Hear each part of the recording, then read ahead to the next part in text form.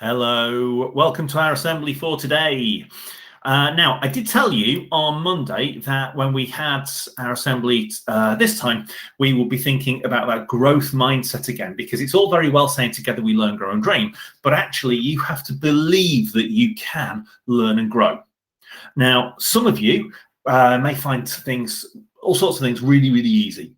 Some of you may find skipping on the playground really, really easy. You might be really fast runners. Some of you might not be. Some of you might find maths really, really easy. Some of you might have to work a little bit harder at it. Okay. But it's all about your ability to get better. I really don't care who the best mathematician or the fastest runner in your class is. I only care that each one of you tries your hardest.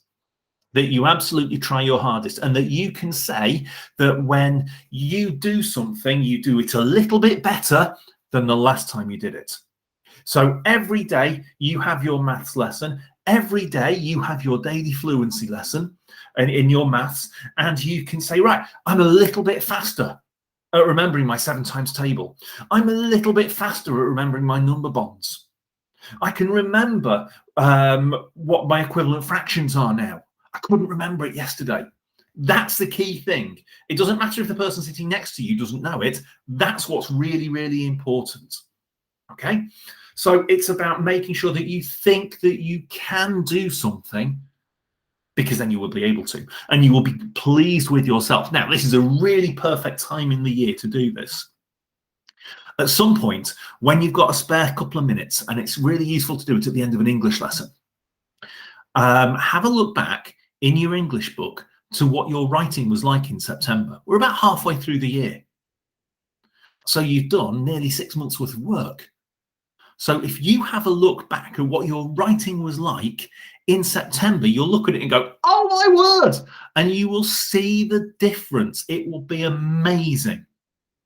Sometimes you don't see that progress day to day, but actually it will make you think, wow, yeah, I'm quite cool. I can do that. So about learning, growing and dreaming. And I'm going to share a story with you because I promised I would. Because at Wincham, we love a good book. And this is a story about a really, really cool guy. This is Stevie Wonder. Now, Stevie Wonder is a musician, singer, and he knew that he could learn and that he could grow. But he had a particular difficulty that he had to overcome. Let's learn about it.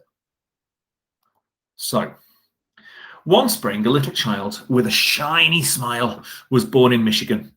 It's in America. His name was Stevie, and he became blind a few days after he was born. He wouldn't grow to see the beautiful world around him, but he would feel it and he would hear it.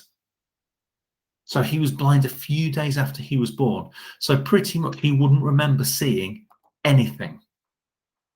His family moved to Detroit, and Stevie had to stay home a lot. And to help pass the time, he began banging on pots and pans.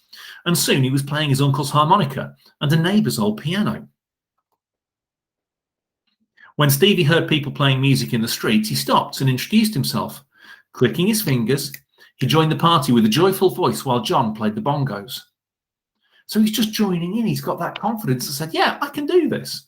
I may be blind, but I can join in. He was just 11 years old when he signed his first music contract with Motown, a label working with his favourite African-American artists. Everyone was so amazed by his talent, they named him Little Stevie Wonder. And as a member of the Motown Revue tour, Stevie crossed the country in a ramshackle bus, composing songs on the road. He was always the first to go on stage and went to bed straight after his performance because he was so much younger than everybody else. He became the youngest artist ever to top the charts with a tune called Fingertips. Stevie also wrote countless songs about love, peace, and all the things that are worth having in the world. They were full of groove and fun melodies. For years, he had a tutor named Ted who wisely guided him. Ted also had limited eyesight and loved music as much as Stevie did. He wrote a few songs too, and one of them ended up being a hit on one of Stevie's albums. When Stevie's first daughter, Aisha, was born, he celebrated it with Isn't She Lovely, a song made with the pure love of a happy father. You can even hear Stevie bathing his daughter in its closing moments. And one day Stevie was badly hurt in a car accident. He fell asleep for 4 long days and only woke when his good friend Ira was visiting. When Ira started singing a gospel song, Stevie began to tap his fingers to the beat. Stevie was committed to his community. To support those who wanted the birthday of Martin Luther King Jr. to become a national holiday, he created a song. It was so full of joy that people still celebrate birthdays by singing it. From rhythm and blues to soul, from funk to pop, Stevie played everything. He even made the music for a movie and won an Oscar for it. He first recorded I Just Called to Say I Love You over the telephone. That's a pretty incredible way to record things. And with 25 Grammy Awards, he's one of the most celebrated artists of all time. Stevie was also named Messenger of Peace by the United Nations and helped improve the lives of people with sensory, mental, and physical conditions. And looking back at all the good friends and great songs he's made through the years, you can tell that little Stevie isn't just an amazing musician, but a person whose joy can be felt by anyone who sings along with him. So there you go. And we've got pictures of what Stevie Wonder looks like throughout his life. But I think that's such a fantastic story. So he didn't say that I can't learn, I can't see anything, so I can't do anything. He didn't say it at all. He said, right, that's it, I'm going to have a go. I'm going to keep banging these pots and pans. I'm going to pick up a harmonica and I'm going to play, despite his difficulty. That is so amazing that he's this incredible musician and he taught himself to do it because he refused to accept that he couldn't do it. Now, you may not be blind. There might be things that you find difficult, but I think you can show that same resilience. I think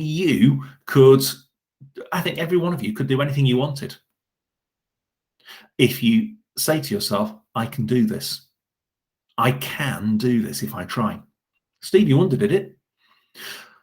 And obviously what we need to do now is we need to have a bit of a boogie to some Stevie Wonder music. So I am going to ask your teachers now to play you a bit of Stevie Wonder music. You can find it on YouTube and make your own choices as to what you play.